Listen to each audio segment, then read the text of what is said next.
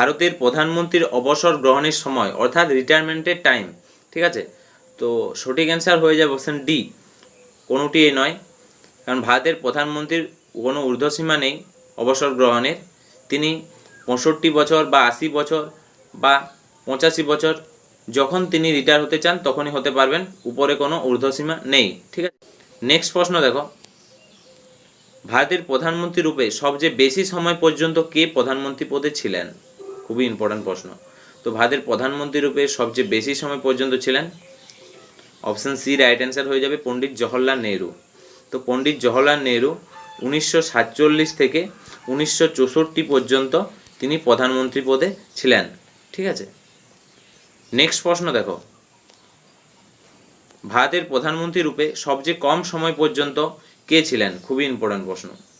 তো সবচেয়ে কম সময় পর্যন্ত ছিলেন, অপশান বি রাইট অ্যান্সার হয়ে যাবে অটল বিহারী বাজপেয়ী। তো অটল বিহারী বাজপেয়ী 16 মে 1996 থেকে 1 জুন 1996 পর্যন্ত তিনি প্রধানমন্ত্রী পদে ছিলেন, ঠিক আছে। তিনি খুব কম সময় পর্যন্ত তিনি ছিলেন। নেক্সট প্রশ্ন দেখো, সবচেয়ে কম বয়সে প্রধানমন্ত্রী পদে কে ছিলেন? তো ফ্রেন্ডস, সবচেয়ে কম বয়সে প্রধানমন্ত্রী হয়েছিলেন, অপশান এ রাইট অ্যান্সার হয়ে যাবে রাজীব গান্ধী। তো রাজীব গান্ধী সবচেয়ে কম বয়সে প্রধানমন্ত্রী হয়েছিলেন। এবং যদি বলা হয় সবচেয়ে বেশি বয়সে কে প্রধানমন্ত্রী হয়েছিলেন, তো সঠিক অ্যান্সার হয়ে যাবে মোরারজি দেশাই। নেক্সট প্রশ্ন দেখো, রাজ্যসভার সদস্যকালীন কে প্রধানমন্ত্রী পদে ছিলেন? তো ফ্রেন্ডস, রাজ্যসভার সদস্যকালীন প্রধানমন্ত্রী ছিলেন, অপশান বি রাইট অ্যান্সার হয়ে যাবে ইন্দিরা গান্ধী।